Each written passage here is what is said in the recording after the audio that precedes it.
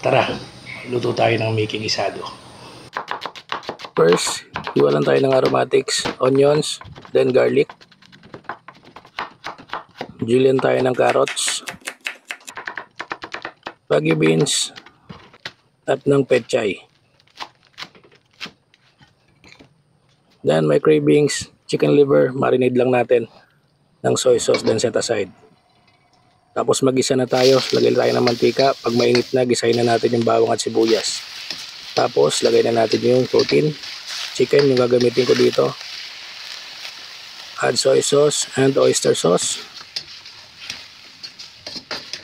Tapos lagay na rin natin dito yung gulay.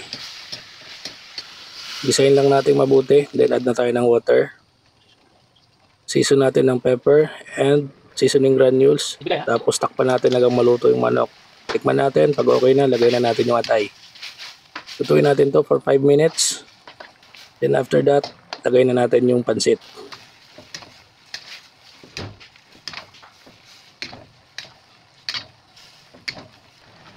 Then lagay na rin natin yung pechay. Haluin lang hanggang sa maluto na. Then pag okay na, plate na natin to.